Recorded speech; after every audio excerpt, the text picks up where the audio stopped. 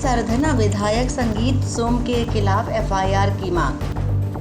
उनकी हैसियत नहीं, क्यों? उनकी एकता है, वो इकट्ठा रहते हैं। जब समाज की बात आए तो इकट्ठा हो जाते हैं, लाठी लेकर खड़े हो जाते हैं। लेकिन जब समाज की बात आए तो आप जाके सो जाते हैं घर में साहब, आप उठने का काम नहीं करते। अगर आप उठ जाए, लाठी लेकर खड़े हो जाए, और मैं दावे के साथ कहता हूं आप पूरे साल सोइए, 365 दिन सोइए, एक दिन संगीत सोम तुम्हें याद करे, उस दिन लाठी लेकर खड़े हो जाइए। अगर देश में आपका डंका न बजा तो मेरी जिम्मेदारी। कम से कम एक दिन तो खड़े होइए, एक दिन तो जागिए। बहुत लोग कह देते, अभी एक वीडियो चल रहा था, बहुत से पत्रकार बंधु भी मुझसे पीछे भी पूछ रहे थे, साहब आपने एक अधिकारी को धमकाया, आपका बड़ा वायरल हो रहा है वो वीडियो कि आपने एक अधिकारी को धमकाया। दूसरा नेता होता क्या कहता, नहीं नहीं मेरा वीडियो ही नहीं है, वो मेरी आवाज ही नहीं है। मुझसे अभी पत्रकार बंधु पूछ रहे थे कि आपने धमकाया, मैंने कहा हाँ मैंने ही धमकाया। क्यों धमकाया? मैंने कहा कम धमकाया, कम धमकाया। अगर सही से काम नहीं करेंगे, कानून का पालन नहीं करेंगे तो पब्लिक के जूतों से भी पिटवाऊंगा। अभी तो ये काम नहीं होगा।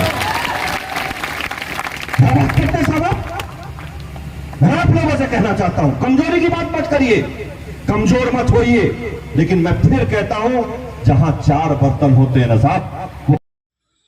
मेरठ से भाजपा नेता श्री संगीत सोम द्वारा विगत दिनों जिस प्रकार लगातार खुलेआम सार्वजनिक मंचों से सरकारी कर्मियों को धमकियां दी जा रही हैं, वह प्रथम दृष्टया गंभीर आपराधिक कृत्य की श्रेणी में आता है।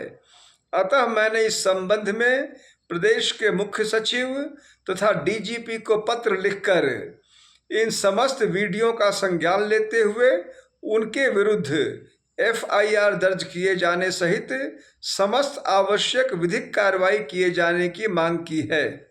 आजाद अधिकार सेना के राष्ट्रीय अध्यक्ष अमिताभ ठाकुर ने आज उत्तर प्रदेश के मुख्य सचिव और डीजीपी को पत्र भेजकर भाजपा नेता संगीत सोम के खिलाफ एफआईआर दर्ज कराने की मांग की है और विधिक कार्रवाई की भी मांग की। उन्होंने अपनी शिकायत में कहा कि पिछले दिनों संगीत सोम द्वारा मेरठ के एआरओ कोऑपरेटिव को फोन पर धमकी दी गई और इसके बाद उनके द्वारा कल मुरादाबाद में एक सार्वजनिक सभा में सरकारी कर्मचारियों को जूते से मारे जाने की भी बात कही। अमिताभ ठाकुर ने कहा कि ये सारी बातें प्रशासन और प्रशासनिक तंत्र को खुलेआम धमकी दी है। इस प्रकार की धमकी से प्रशासनिक तंत्र में काम कर रहे लोगों के मन में भारी भय भी व्याप्त हो गया है। मुरादाबाद से रेहान अंसारी की रिपोर्ट।